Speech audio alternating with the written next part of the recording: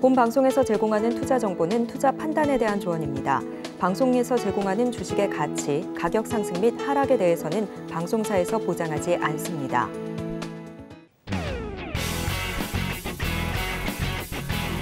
시청자 여러분 안녕하십니까. 깊이 있는 인사이트로 여러분들의 투자를 잘 이끌겠습니다. 저는 강관우입니다. 계속해서 개장 분위기 살피겠습니다. 간밤 미증시는 1월 FOMC 회의 결과를 소화하며 3대 지수 일제히 반등에 성공했습니다. 대형 기술주가 기대 이상의 실적을 공개하자 나스닥을 중심으로 강세를 연출했고요. 장 마감 뒤엔 애플과 아마존, 메타 등이 예상치를 상회하는 실적을 내놨습니다. 다만 애플은 중국 매출 부진에 시간 외에서 2% 이상 하락한 모습입니다. 어제 우리 증시 혼조세로 마감이 됐습니다. 전일 미증시 약세에도 불구하고 한국형 기업 밸류 프로그램 기대감이 이어지면서 코스피는 상승 마감했고요. 2차 전지주들도 일부 반등에 성공했습니다. 다만 코스닥은 하락을 내어주면서 좀 약보합권에서 종가 형성했는데요. 오늘도 증시 구와 함께 하시면서 다양한 인사이트 얻어가시길 바랍니다. 예상 체결 지수 살펴보시죠. 네, 코스피 코스닥 예상 체결 지수 양지수 플러스권에서 출발할 것으로 보여집니다. 코스피는 0.64% 상승하면서 2,558포인트 선에서 시작할 것으로 보여지고요. 코스닥은 800선 되찾았습니다. 0.3% 상승하면서 801포인트 선에서 출발할 것으로 보여집니다. 양지수가 기분 좋게 플러스권에서 출발할 것으로 예상하고 있는 가운데 시가총액 상위 종목군들의 움직임도 살펴보겠습니다. 코스피 1위부터 5위까지 지켜보시죠. 코스피 시가총액 상위 종목 1위부터 5위까지입니다. 대장주 삼성전자 1.77%, 2% 가까운 급등세 연출하면서 74,900원 선에서 시작할 것으로 보여집니다. LG 에너지솔루션도 0.92%, 삼성전자 우선주 1.34% 강세 연출할 것으로 보여지고요. 다만 SK하이닉스와 삼성바이오로직스는 0.53%, 0.48% 약보합권에서 시작할 것으로 보여집니다. 자, 그럼 6위부터 10위까지도 마저 지켜보겠습니다. 현대차 6% 넘게 껑충 뛸 것으로 예상하고 있습니다. 22만 500원 선에서 출발할 것으로 보여지고요. 기아 역시도 3% 넘는 강세를 연출할 것으로 기대가 됩니다. 셀트리온이 0.39%, 포스코홀딩스 1% 넘게 뛸 것으로 보여지고요. 네이버 1.98%, 약 2% 가까이 기분 좋게 시작할 것으로 보여지네요. 자, 그럼 코스닥으로 넘어가 보겠습니다. 1위부터 5위까지입니다.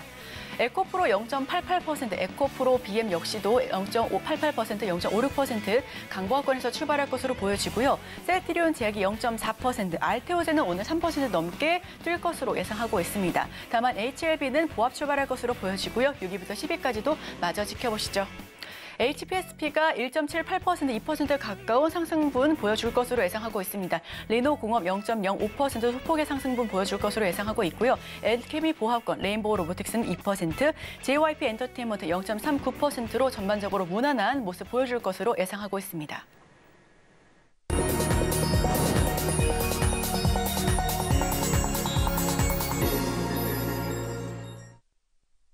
오늘도 개장 전에 두 가지 종목 담아보겠습니다. 하이투자증권 스마트 PB센터 이화진 과장 연결합니다. 어서 오세요. 네, 안녕하세요. 네, 과장님 첫 번째 종목 바로 여쭤보겠습니다. 네, 일단 포스코 홀딩스입니다. 일단은 어제 이제 실적 발표를 했고 이제 굉장히 좀 부진한 이제 실적을 나왔는데 사실 오늘 좀 시장에서 사실 최강주들에 대한 관심이 좀 필요하다라 좀 생각을 하고 있습니다. 어제 이제 시간의 특징주에서도 시장에 큰 관심을 끌었던 거는 그만큼 사실 지금 최강 섹터 같은 경우는 PBR이 굉장히 낮습니다.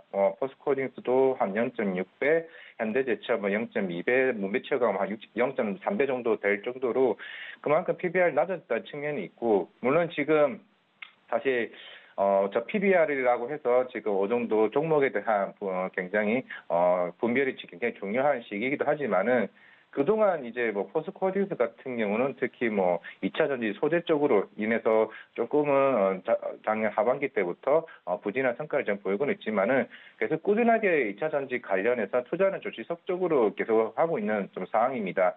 물론 어제 실적 발표를 하고 나서 대부분의 일단 기관 증권사 이제 리포트 같은 경우도 결국에는 올해 하반기쯤에는 좀 회복할 수 있는 최강 산업이라고 좀 보고 있다라고 가정하에 충분히 그동안 주가가 좀 많이 빠졌다는 측면에서는 충분히 어느 정도 반영을 좀 했다라고 생각을 하고 있습니다. 그만큼 사실 그동안 금융이나 지주, 특히 현대기아차 같은 경우가 최근에 PBR 관련해서 꾸준히 좀 강한 상승 흐름이 보여왔던 만큼 충분히 처방적으로도 수급 요인이 좀 올 수 있다는 점이 좀 긍정적인 요인이 되지 않을까라고 생각을 하고 있습니다.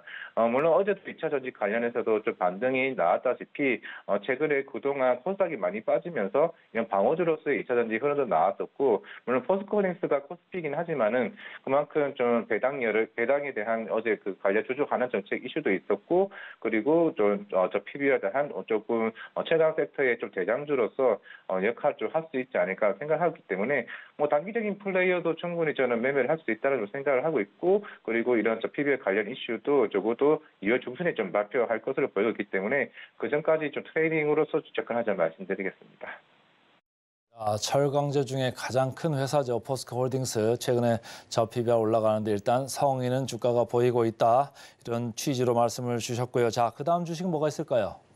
네, QX입니다. 사실 뜬금없이 로봇이긴 하지만은 사실 실적으로 측면에서는 작년부터 계속 꾸준히 지금 올라가고 있는 종목이라 생각을 하고 있고, 특히 상반기도 굉장히 중요한 이슈가 있다라 좀 말씀드리겠습니다. 작년 같은 경우는 2분기 때 인도에 있는 메르 헬스케어가 로봇의 공급을 굉장히 좀 많이 수요가 있었고, 실제적으로 작년 한 88대에 대한 로봇에 대한 수출이 있었습니다. 그렇다면 이제 올해 같은 경우는 기존에 인도에 있는 메르 헬스케어가 공급을 굉장히 많이 했었는데, 실제적으로 메르 헬스케어에 있는 지사, 유럽이나 동남아나 남미 쪽에 있는 지사에 대한 수출을 이제 본격적으로 해줄 것으로 하고 있는 상황에서 지금 인허가 과정을 지금 기다리고 있는 상황입니다. 아마 이게 상반기에 다 마무리가 좀 될 것으로 보이고 있고, 작년 같은 경우는 인도 쪽의 수출 비율이 굉장히 높았다라면 올해부터는 이제 유럽과 그리고 동남아 그리고 남미 쪽으로 수출 좀 많이 올라갈 가능성이 저는 크다라고 일단 보고 있습니다. 물론 이제 전 세계적으로 이제 이런 의료 로봇 시장이 굉장히 큰 거는 북미랑 일본 쪽이겠죠. 일본 교세라 그룹과 그리고 미국은 싱크 서지컬하고 이미 독점 계약이나 이제 관계사 형성은 이미 다 끝난 상황이고, 거기도 이제 북미는 이제 FDA 승인이 지금 남아 있습니다. 인공관절 로봇이 남아 있는데, 이것도 한 올해 말쯤에 FDA 승인이 좀 나지 않을까 생각을 하고 있고, 척추 수술 로봇은 이미 작년에 승인이 났습니다. 결국에는 2023년은 이제 시작으로 본격적인 매출이 올라오기 시작을 했고, 올해는 인도 외 국가에 대한 일반 유럽이랑 다국가에 대한 수출, 그리고 내년부터는 특히 올해 말에 FDA 승인이 된다고 하고 항목화가 나오면은 25년 하반기나 26년부터 이제 북미 쪽과 특히 일본 쪽의 수출이 굉장히 커질 것으로 일단 보이고 있습니다. QX가 정형외과 쪽으로는 전 세계적으로 5위 안에 드는 이제 로봇 정형외과 수술 이제 로봇이기 때문에 사실 본격적으로 이제 성장할 수 있는, 사실 우리나라 두산 로보틱스도 있긴 하지만은 정말 빠르게 성장할 수 있는 로봇 중에 하나가 아닌가라고 생각을 하고 있기 때문에 충분히 지금 가격대에서는 매력적인 구간이라고 생각을 하고 있고, 지금 당장의 주가가 저는 올라간다고 생각은 하지 않습니다. 하지만은 중장기적으로 봤을 때 충분히 템버거가 가능한 종목이라고 좀 말씀드릴 수 있지 않을까 좀 생각을 하고 있습니다. 네, 두 가지 종목 살펴봤습니다. 첫 번째 종목은 포스코홀딩스인데요. 포스코홀딩스가 지난해 4분기 어닝 쇼크에도 불구하고 주가 상승세를 이어가고 있습니다. 어제 포스코홀딩스는 2.58% 오르면서 거래를 마쳤는데요. 올해 들어 지난달 24일까지 약 19% 정도 하락한 뒤 25일부터 반등해 5거래일 동안 무려 9%나 넘게 올랐습니다. 증권가에서는 철강 부문과 2차 전지 소재 부문의 업황 악화가 주가에 선 반영됐다라고 분석하고 있고요. 작년 4분기에 반영된 포스코와 포스코 퓨처 일회성 비용 역시 올해 1분기 대폭 축소될 가능성이 높다라고 진단하고 있습니다. 철강 회사에서 2차 전지 소재 회사로의 변신에 주목하자면서 해외 리튬과 생산 공장 준공이 주가 재평가에 불을 붙일 것이다라고 평가하고 있습니다. 자, 두 번째 종목은 큐렉소입니다. 2023년엔 해외 매출 비중이 크게 증가한 것으로 보여집니다. 주요 수출 국가인 인도 외에도 러시아가 추가됨에 따라서 의료 로봇 신규 시장으로의 진입이 긍정적으로 평가되고 있고요. 수술 케이스 증가에 따른 소모품 판매 증가 등으로 성장성과 수익성 모두 확대하고 있다라고 분석하고 있습니다.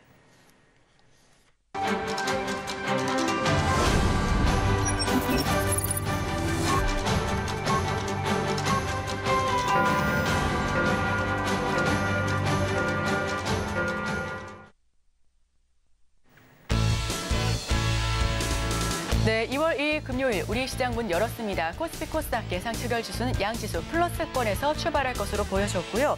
우선 시총 상위주들도 대다수 붉었습니다. 환율 1,330원대로 좀 떨어진 모습입니다. WTI 국제 유가는 배럴당 73달러 선에서 거래되고 있고요.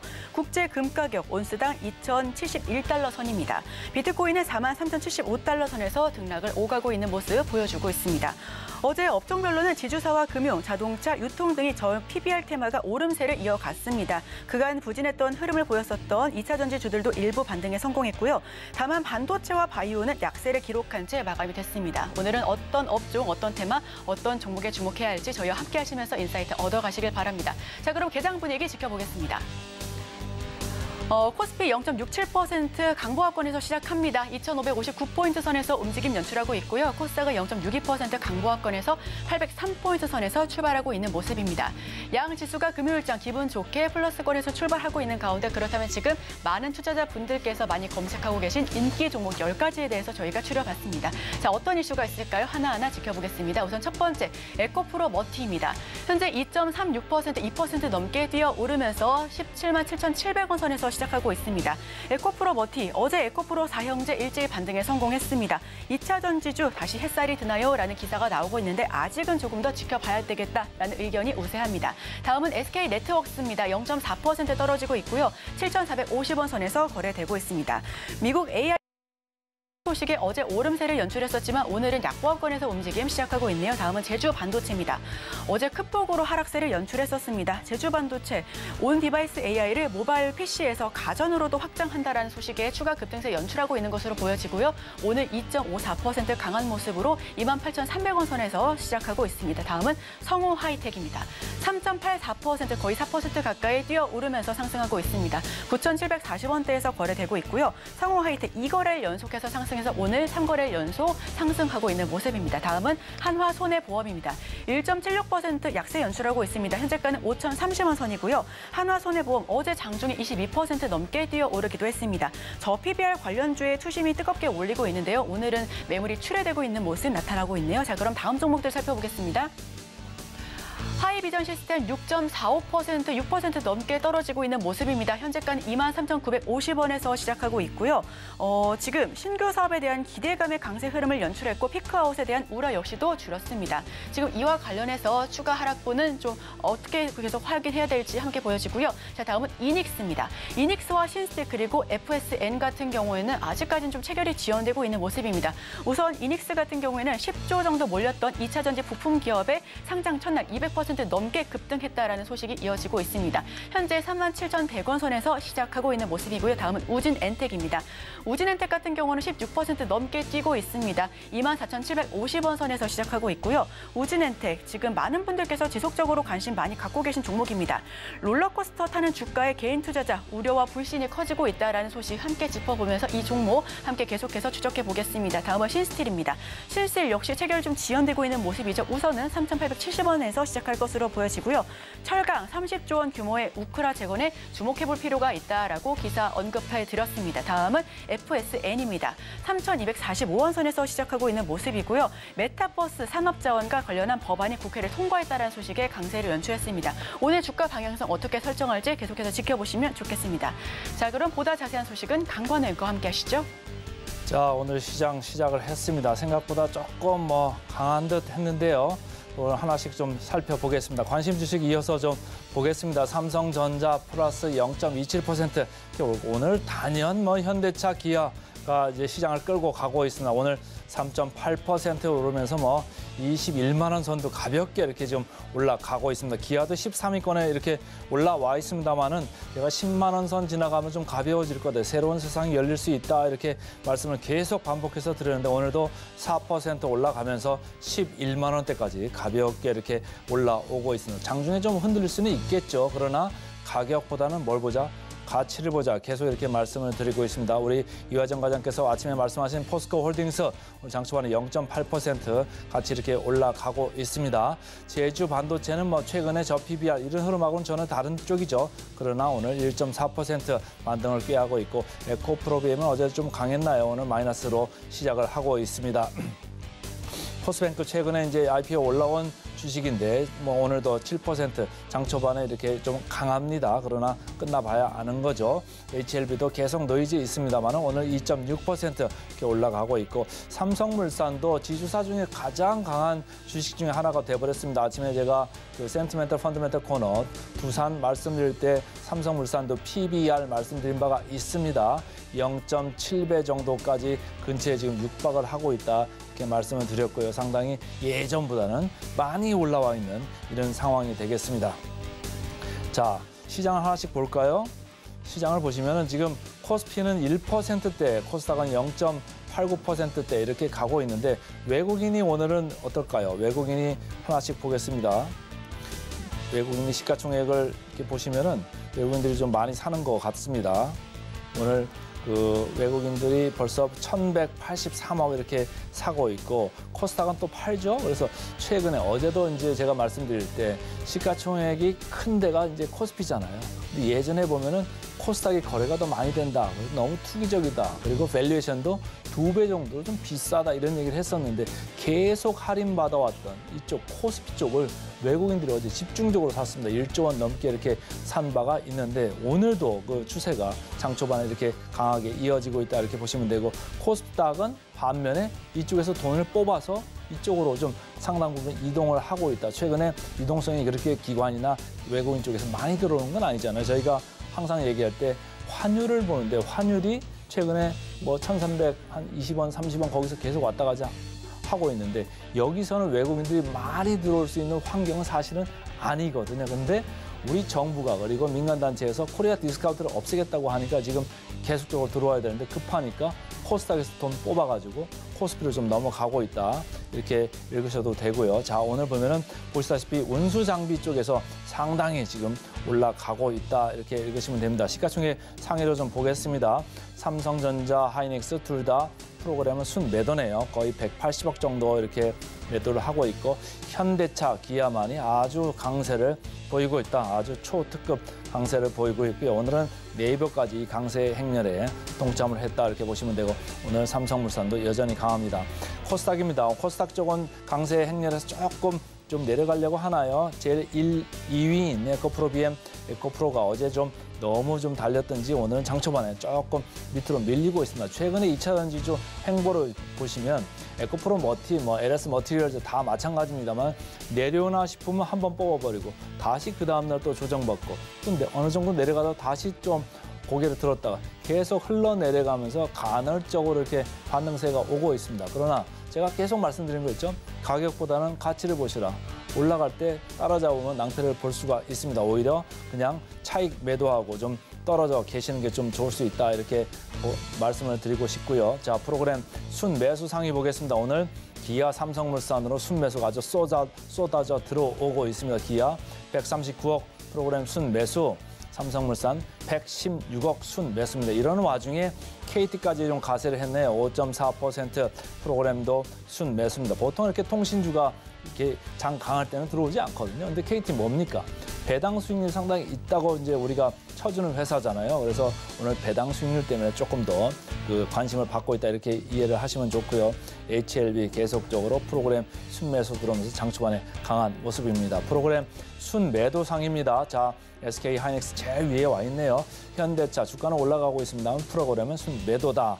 포스코홀딩스 오늘 장 초반에 한 3%까지 초반에 인디케이션이 나왔었는데 프로그램이 113억 이렇게 몰리면서 0.57% 상승에 그치고 있다 이런 말씀이고 하나금융지주 제가 어제 센티멘털 펀더멘털 쪽에서 말씀드렸죠. 하나금융지주 말씀드리면서 다른 금융주까지도 통틀어서 말씀을 드렸습니다.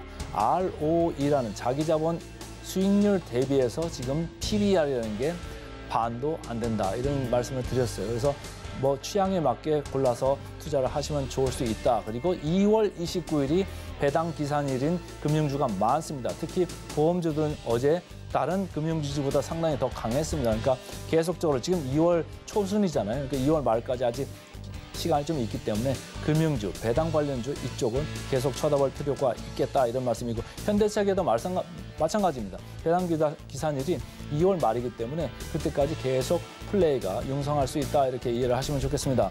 코스닥입니다. 에코프로 BM 프로그램 순매도 때문에 오늘 2% 장초반에 내려가고 있고 제주 반도체 왔다 갔다 하죠. 오늘 장초반의 강세를 지금 지지를 못하고 있습니다. 에코프로도 프로그램 순매도입니다. 자, 과장님, 오늘 전체적으로 보니까 말이죠. 어제 분위기가 그대로 이어지고 있습니다. 외국인들 지금 보면은 코스피를 많이 사고 코스닥은 계속 역차별하고 있는데 언제까지 이럴까? 2월 말까지 좀 이럴 수 있다고 저는 개인적으로는 보고 있는데 어떻게 생각하십니까? 결국 그 정부 발표할 때까지는 이런 흐름이 계속 나오지 않을까라고 생각은 하고 있습니다. 물론 오늘도 사실 현대차가 아까 초반에 4, 5% 오르는 거 보면서 야, 정말 저 기관이나 이게 외국인 수급이 정말 세구나라고 좀 생각을 하고 있고, 물론 기관의 이런 수급은 어차피 자금 자체가 어느 정도 제한적이다라고 보고 있으니까 이제 코스닥의 이런 관련 수급들이 전부 이쪽으로 좀 쏠리는 현상이 있지 않을까라고 생각을 하고 있습니다. 사실 개인들 입장에서는 사실 덤벼들기 사실 쉽지 않은 섹터들이 대다수이다 보니까 오히려 좀 더 강하게 올리는 흐름이 아닌가라고 생각을 하고 있습니다. 결국에는 이게 완전 그 급등 장세 속에서 개인들이 어느 정도 수급적으로 따라가게 되면은 그만큼 굉장히 좀 필요할 수 있는 좀 상황이 되지 않을까라는 좀 개인적으로 좀 생각을 하고 있습니다. 그렇기 때문에 이게 과연 설 전일지 아니면 설 이후일지가 좀 굉장히 좀 중요할 거라 좀 생각을 하고 있는데, 물론 이제 지금 이제 코스닥 이 수급들이 어느 정도 최근에 계속 얘기가 나오는 게 결국에는 이게 저 PBR 관련 섹터들이 물론 중장기적으로는 더 강하게 갈 수는 있겠지만은 좀 단기적으로는 이게 수급의 변동성이 굉장히 클 수도 있다는 걸 좀 생각을 하고 있습니다. 그렇다면은 충분히 저는 설 연휴로 인해서 연휴 전후로 인해서 좀 바뀌지 않을까. 물론 이게 뭐 다음 주에 나오네 마네 하는 얘기가 좀 차적으로 있는 만큼 조금은 너무 금융이나 보험이나 현대기아차에 좀 빠르게 따라붙는 건 제가 볼 때 좀 조심스러워야 한다고 생각을 하고 있고, 오늘 아까 최강이나 다른 아직 실제 발표가 다 끝나지는 않았기 때문에 하나둘씩 주저하는 정책이 나올 수 있는 섹터들에게도 충분히 접근을 해봐도 되지 않을까라고 생각을 하고 있습니다. 저 PBR주 대열에 지금 동참하지 못하신 분들 때문에 제가 자동차 부품 오늘 센티펀드 코너에서 하나 말씀을 드렸는데, 어제 보니까 성우 하이텍을 개인들이 엄청 많이 사더라고요. 근데 리포트가 나와 있는 건 없어서 제가 오늘 SL을 말씀드렸습니다만, 장초반에 오늘 보니까 서현이와도 강하고 성우 하이텍도 강하고 기아 강세와 더불어서 자동차 부품주, 사실은 저 PBR 좀 먼저 뜨고 있는데 자동차 부품주는 갈까 말까 동참할까 말까 하다가 이제 어제 정도 고개를 들고 오늘까지도 이제 강한 모습인데 따라잡아도 괜찮겠습니까? 어떻습니까? 이게 자동차가 작년 한 3분기, 작년 한 10월쯤인가요? 그때 이제 3분기쯤을 기억을 하고 있습니다. 그때 현대기아차에서도 부품 이제 감산이 한 3개 정도 있었고, 그 이후에 어느 정도 괜찮아지면서 어제도 사실 그 1월달 자동차 판매 데이터가 또 잘 나왔습니다. 왜냐하면 12월이 부진했는데 1월달이 또 잘 나왔던 만큼 그만큼 이제 공장 가동률이 충분히 올해 올라갈 수 있을 거라 좀 생각을 하고 있고, 물론 이제 기아도 올해 같은 경우에는 북미 쪽에서 특히나 SUV 차량들, 뭐 소렌토나 스포티지와 같은 굉장히 북미 쪽에서 어느 정도 SUV에 대한 수요 굉장히 많은 차량들이 진출을 본격적으로 생산 라인이 가동이 본격적으로 나오고 있을 만큼 기대가 저는 충분히 클 수 있다라고 생각을 하고 있습니다. 그렇기 때문에 뭐 성화이텍, 화신, 뭐 SL 이런 부품주들이 아주 그동안 하반기 쫙 빠졌던 부분들이 이제 실적으로 개선할 수 있는, 특히 대부분 부품주들 같은 경우 올해 뭐 하반기가 굉장히 가동률이 크게 올라갈 수 있는 모멘텀이 굉장히 많다라고 생각할 수 있기 때문에 그런 선반년 자체가 생각보다 빨리 올 수도 있지 않을까. 물론 현대 기아차가 주가가 더 가다 보니까 그만큼 향후에 특히 조지아나 이제 엘리바마 공장이 본격적인 가동이 올라갈 수 있는 부분이 아닌가라고 한다면은 제가 봤을 때는 올해 뭐 전기차 시장, 뭐 우리가 사실 자동차라고 한다면 항상 할부 금리 얘기를 했었는데, 물론 금리 인하 시기가 조금 늦어지더라도 그만큼 아직까지 판매 데이터가 좋아지고 오히려 하반기에는 더 좋아질 수 있는 매크로 환경이 온다라고 하게 되면은 저는 부품주도 와봐야 된다라고 생각합니다. 네, 자동차 관련 흐름까지 내다봤습니다. 지금까지 하이투자증권 스마트 PB센터 이화진 과장과 함께했습니다. 오늘 말씀 고맙습니다. 네, 감사합니다.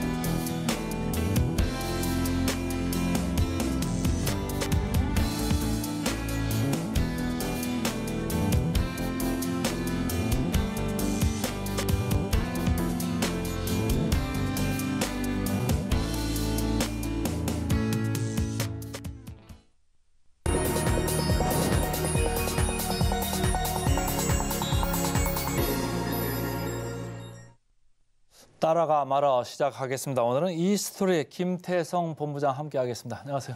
네, 안녕하세요. 금요일에 남자가 되는 것 같네요. 오늘 뭐 빨갛습니다. 네, 일단 정말 힘들었던 한 주였던 것 같습니다. 네. 지난주도 사실 힘들었는데 이번 주는 더 힘들었던 것 같아요. 일단 뭐 지수도 지수지만 아마 많은 투자자분들이 이 포모 현상에 좀 시달려서 이번 한 주는 참 그야말로 현타가 온다라는 우리가 표현을 쓰지 않습니까? 네, 그런 느낌이 올 만한 이제 시장이 아니었나라는 생각이 드는데 정말 다행스럽게도 글로벌 증시의 반등을 오랜만에 우리나라 증시가 따라가는 모습을 보이면서 코스피, 코스닥 모두 강한 출발을 좀 보이는 금요일이기 때문에 일단 오늘도 오늘이지만 저는 이번 주보다 더 나은 다음 주, 그러니까 1월보다 더 나은 2월 달을 우리가 기대해 볼 수 있지 않겠는가라는 의견을 한번 드려보도록 하겠습니다. 자, 1월보다 훨씬 좋을 거다. 그 네. 기대를 가지고 오늘 시작을 해보겠습니다. 자, 지금부터는 실시간 그 개장 상승률 상위 종목 살펴보면서 가겠습니다. 개장 특징주 톱5 코스피입니다. SK스퀘어 오래간만에 올라와 있죠. 네. 한화 저 PBR주입니다. 서현이화 저 PBR이죠. DB손해보험, 두산밥켓 다 저 PBR만 올라와 있네요. 일단은 종목의 이 변화는 좀 있었어도 결국에 이제 궁극적인 공통점은 결국 오늘도 저 PBR 관련주들의 수급 순환매가 지금 돌아오고 있다라고 좀 보시면 될 것 같은데 일단 저는 이 오늘 두산밥켓을 좀 이야기 드리고 싶은데요. 일단 두산밥켓을 이야기하기 전에 자동차 섹터에 대한 현재 이 상황을 놓고 보면 일단 저 PBR 관련주이면서 이들의 공통점은 실적이 정말 잘 나왔다라는 겁니다. 그러니까 이 저 PBR이라고 하는 테마적인 느낌이 없어진다 하더라도 현대차, 기아 혹은 자동차 부품주들은 계속해서 지금 우리가 추적 관찰을 하시면서 트레이딩을 하셔야 되지 않을까라는 생각이 들고 있고 사실 개인적으로 현대차, 기아 개인 투자자분들이 트레이딩 하기에는 굉장히 어려운 종목이다라고 생각이 듭니다. 그렇다라고 하면 우리가 생각할 수 있는 건 뭐죠? 자동차 부품주를 봤듯이 저는 이제 두산 밥켓도 그것과 비슷하게 좀 보셔야 되지 않을까라는 생각이 들어요. 두산 밥켓 같은 경우에 저 PBR 관련주입니다. 하지만 지난해 굉장히 좋은 실적을 내왔기 때문에 그에 따른 실적 부담감은 있을 수 있어도 저는 주가가 저평가되었다라는 것에 동의를 하는 바 길게 보시는 분들 같은 경우에는 두산 밥켓을 한번 지금 시점에서 보시는 것이 가장 좋지 않을까라는 생각이 들고 있고 대신에 이제 두산 밥켓을 보시면서 중소형 인프라 관련주들 뭐 진성TC라든지 뭐 DY파워라든지 이러한 기업들도 한 번 더 저는 여러분들이 꼭 체크를 해야 되지 않을까라는 생각이 들고 있고 제가 이제 저 PBR 관련주들을 보면서 한 가지 그래도 우려스러운 부분은 뭐냐면요. 이 PBR이라고 하는 것의 기준은 그 기업의 장부 기준으로 이 기업이 고평가를 받아 있는지 아니면 저평가를 받아 있는지를 나누는 상황인데 사실 이 장부에 유상증자라든지 무상증자라든지 시비라든지 이러한 발행수가 많은 기업들 같은 경우에는 사실은 실질적으로 이 착시 효과가 나타날 가능성도 저는 굉장히 높다라는 생각이 들거든요. 그래서 지금 눈에 보이는 숫자만을 쫓기보다는 그 안에서 PBR 관련주이면서 저는 실적이 나오는 기업 위주로 여러분들이 포트폴리오를 꾸리신다라고 하면 설령 이게 테마적으로 지나간다 하더라도 살아남을 수 있는 포트를 저는 구성하는 방법 중에 하나가 아닐까라는 의견 드려보도록 하겠습니다. 자, 우리 김태성 전문가가 상당히 이제 펀더멘탈한 걸 말씀을 드렸어요. 지금 저 PBR주가 지금 아주 급등을 하고 있는 가운데 실적 얘기했습니다. 저평가가 보는 야드스틱, 그러니까 보는 척도들이 많거든요.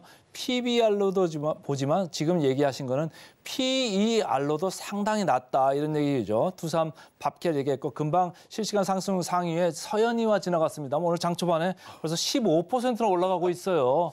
그런데 서현이와 사실은 저 PER이잖아요. 그쵸. PER로 봤을 때 2배 중반? 맞아요. 2배밖에 안 돼요. 그러니까 아까 말씀하신 수익성 이런 측면에서도 같은 대열 아니겠습니까? 그렇죠. 또 이렇게 되면 일단 서현이아를 필두로 자동차 부품사들 대장주가 가니까 부품사들도 이제 움직여야 된다라는 또 투심이 저는 시장에 반영이 되면서 서현이아가 지금 부품주들의 대장이 되며 화신과 같은 기업들이 저는 따라 올라갈 가능성도 굉장히 높기 때문에 오늘은 자동차 쪽이 그래도 장후반부까지도 이제 좋지 않을까라는 이야기를 한번 드려보도록 하겠습니다. 자, 서현이와 15% 아주 폭등을 하고 있습니다만은 여전히 제가 보니까 PER이 2.6배밖에 안 됩니다. 그러니까 상당히 싼 주식이 맞습니다. 자, 다음은 코스닥 쪽 실시간 상승률 상위 종목 체크해야겠습니다. 개장 특징주 톱5 코스닥입니다. 성우하이텍 제가 오늘 아침 내내 말씀드리는데 개인들이 관심들이 아주 많습니다. 오늘도 아주 폭등을 하고 있고요. 동아기업, 이닉스, 하이로닉, 매드팩터 이렇게 된데 1번 얘기하실 것 같아요. 근데 1번은 너무 많이 말씀을 드려가지고 그리고 이제 제가 이제 뭐 성화이트를 좀 말씀드리기가 좀 부담스러워서 네. 그래도 이제 실적 기준으로 좀 본다라고 하면 저는 피부 미용 의료기기 하이로닉에 대한 관심도 우리가 계속 좀 봐야 되지 않을까라는 생각이 듭니다. 뭐 비올이라든지 클래시스 그리고 이제 이 미용 의료기기를 넘어서 화장품 관련주들의 최근의 수출 데이터 동향을 보면 지난해도 엄청난 성장을 지금 이끌어냈고 지금 올 초에도 굉장히 많은 판매고를 올릴 예상들을 지금 하고 있는 상황이기 때문에 실적을 기반으로 하는 피부 미용 의료기기 쪽 하지만 상대적으로 덜 오른 기업이다라고 하면 저는 지금이 키포인트가 되지 않을까라고 좀 말씀드릴 수 있을 것 같은데요.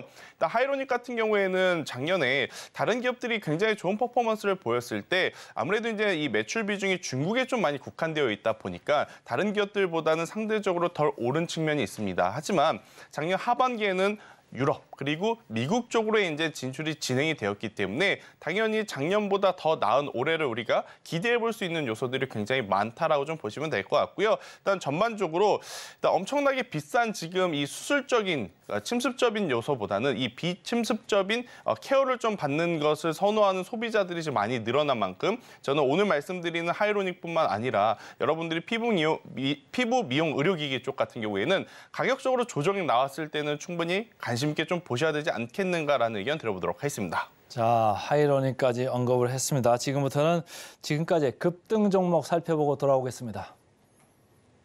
실시간으로 가파르게 상승하고 있는 실시간 급등주 살펴보겠습니다. 코스피 코스닥 개장 특징주 2회 종목을 알아볼 텐데요. 첫 번째 급등주 화면을 통해서 만나보시죠. 네, 첫 번째 종목은 모비데이즈입니다. 개장 초부터 주가가 신바람이 났습니다. 게임 시장 진출에 가속도가 났다라는 소식이 전해져 왔고요. 현재 15.88% 상승하면서 613원대에서 거래되고 있습니다. 자, 그럼 두 번째 종목도 살펴보겠습니다.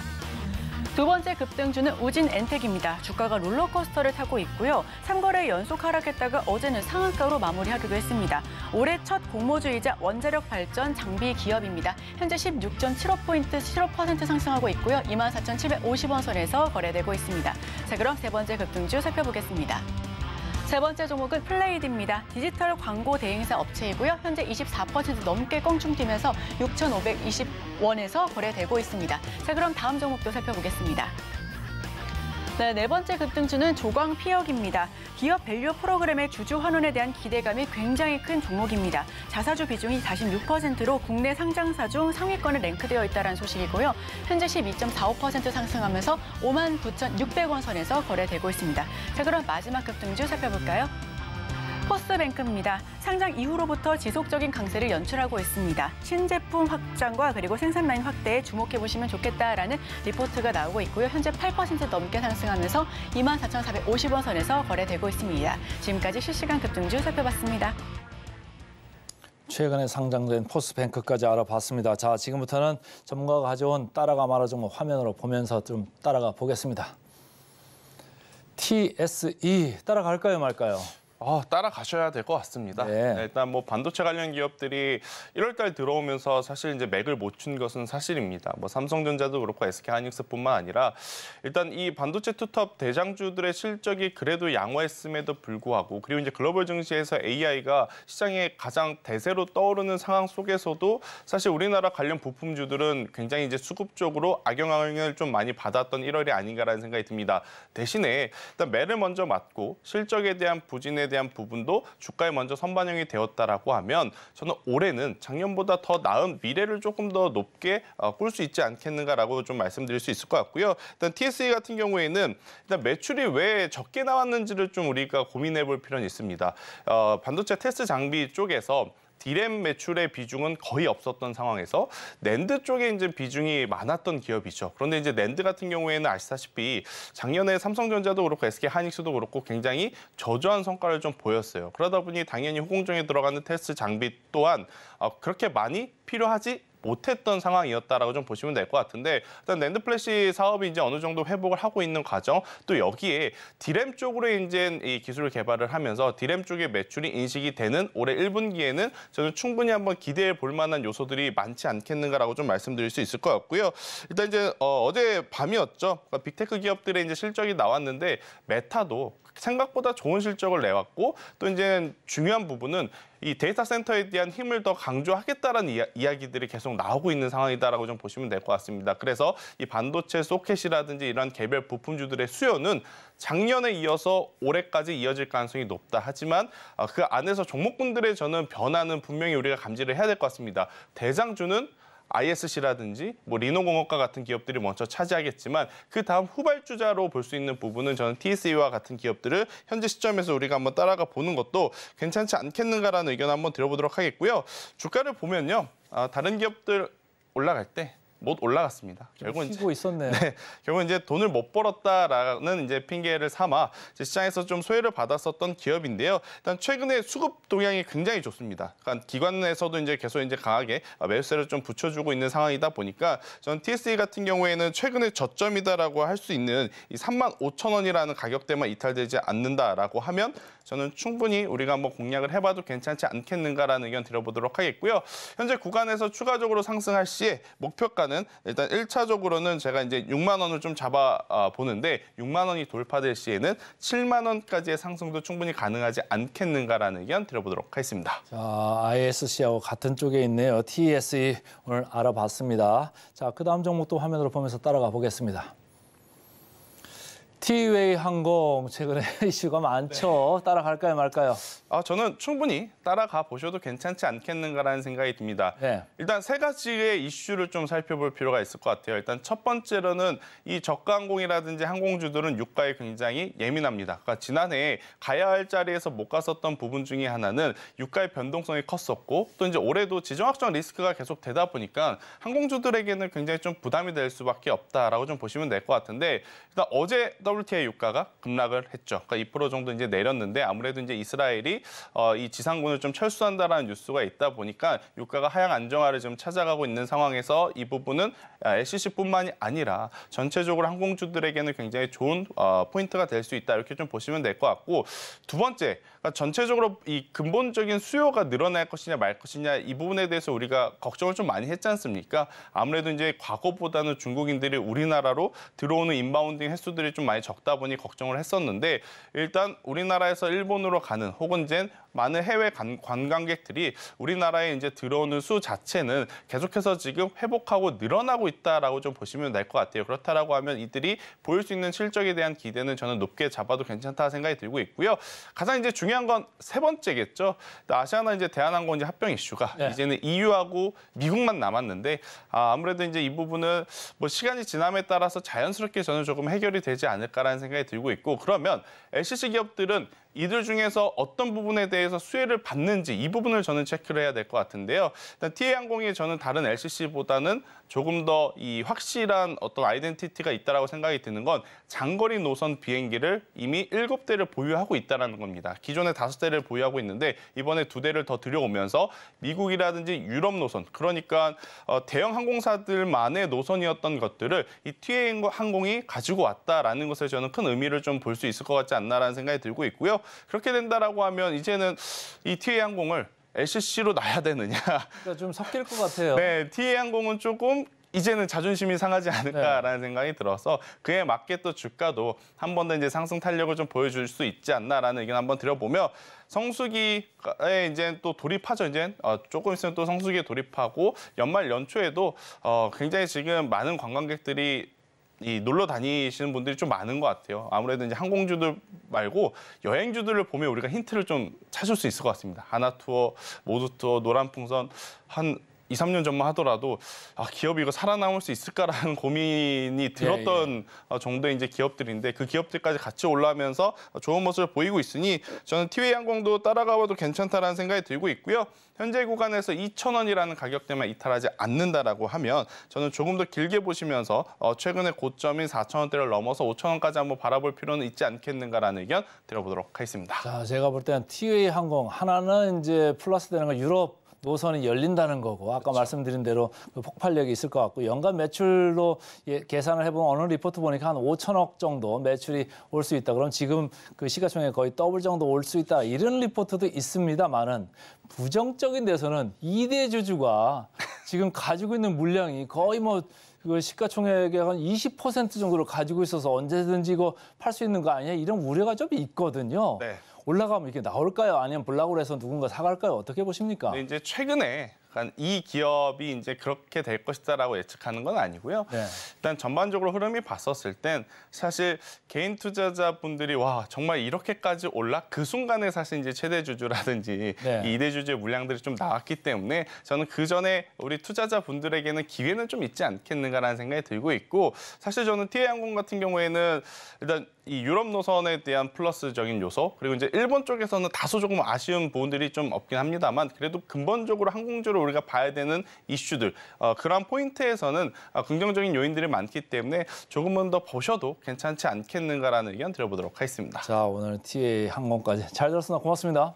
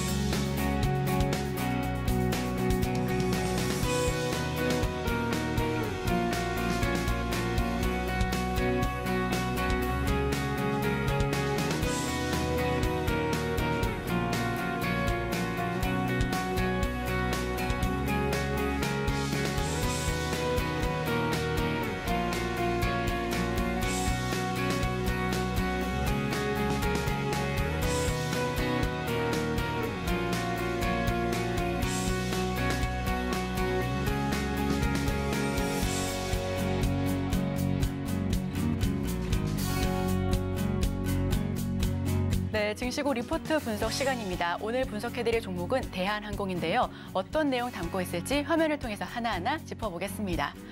성과급 파티로 기대치 하회, 대신증권의 리포트 가지고 왔습니다.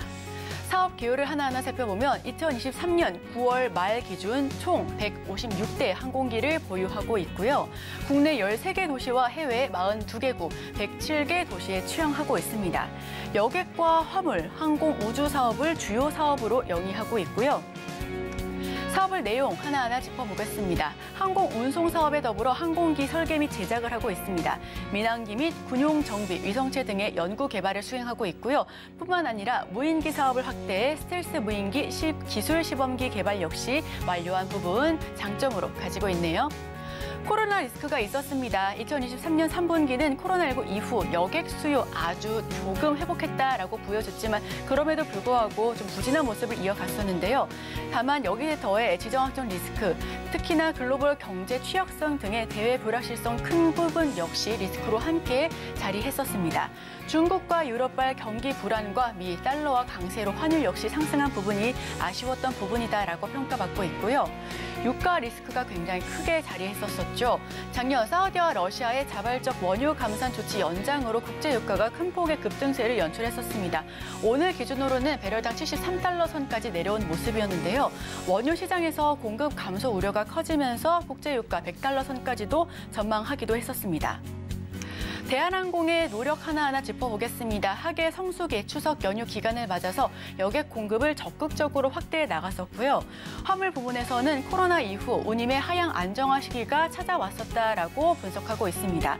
시장 수요 동향을 면밀히 모니터링하면서 공급 역시 효율성을 높여왔다라는 부분 들어와 있고요. 이 노력의 결과로 2023년 3분기 누계 영업 수익은 전년 대비 8% 증가했습니다.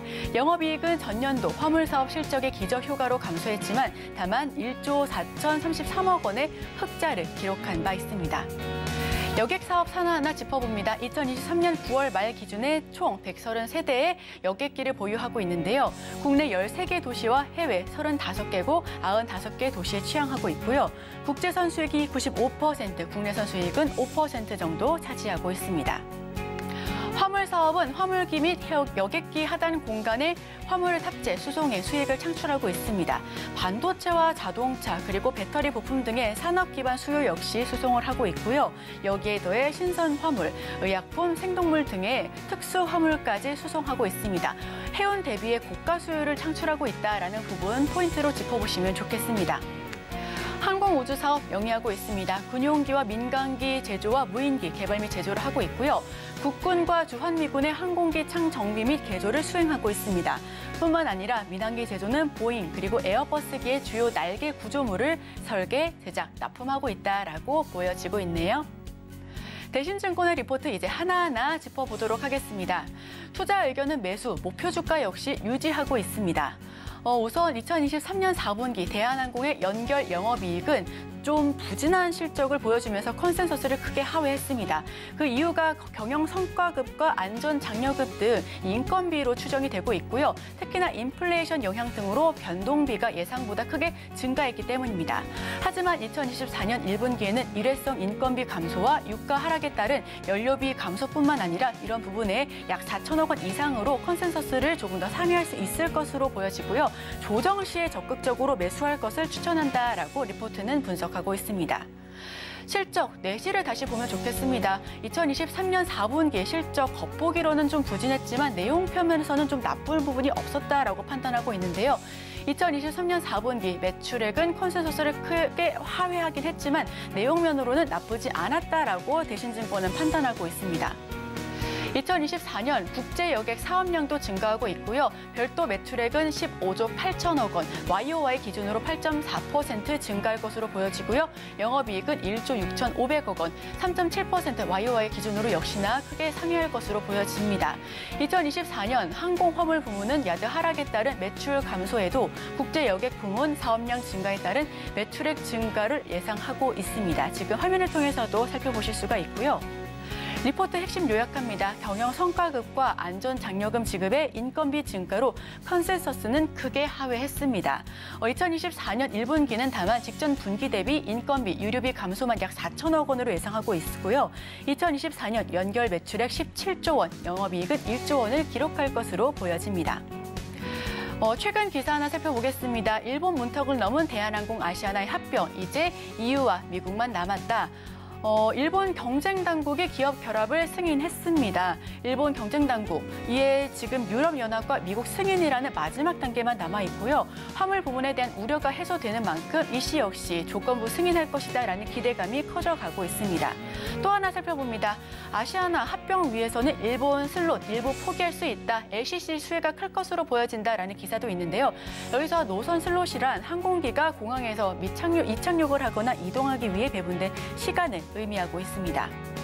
대한항공은 운항이 겹쳤었던 노선 가운데 진입 항공사들의 요청 시 슬롯을 양도하겠다라는 입장을 밝혔고요. 슬롯 일부 양도는 대한항공이 고심 끝에 내어준 카드다라고 보여집니다.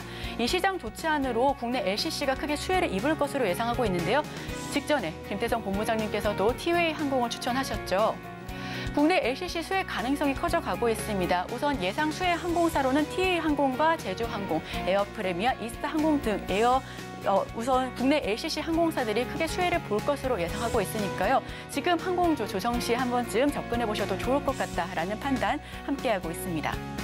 기관은 계속해서 매도세를 연출하고 있습니다. 다만 어제장에서 외국인은 매수세를 보여주고 있었고요. 고점 터치 후에 하락 마감하긴 했습니다만 오히려 대신증권은 조정한 이후에 조정 구간에 조금 더 진입해보면 좋겠다라는 의견까지도 보탰으니까요. 이 부분 수급과 차트적인 부분 함께 짚어보시면 좋겠습니다. 성과급 파티로 4분기는 기대치를 하회했지만 1분기부터는 조금씩 더 나아질 것이다라는 의견과 함께 목표 주가는 3만 원으로 투자 의견, 매수를 유지하고 있습니다. 오늘의 핵심입니다. 미국 쪽에 장이 좋아가지고 코스피 코스닥 훈풍을 이어받아서 장 초반에 상승세를 보이고 있습니다. 개장 전 지금세에서는 포스코홀딩스 큐렉스 언급됐고요. 따라가 말해서는 TSE, 티웨이 항공 두 종목 모두 따라가자 이렇게 의견 개진됐습니다. 네, 저희가 준비한 소식은 여기까지입니다. 계속해서 서울경제TV와 함께 하시면서 다양한 인사이트 얻어가시길 바랍니다. 함께해 주신 여러분 오늘도 고맙습니다.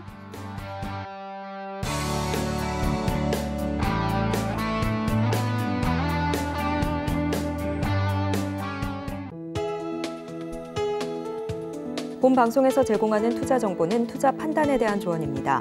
방송에서 제공하는 주식의 가치, 가격 상승 및 하락에 대해서는 방송사에서 보장하지 않습니다.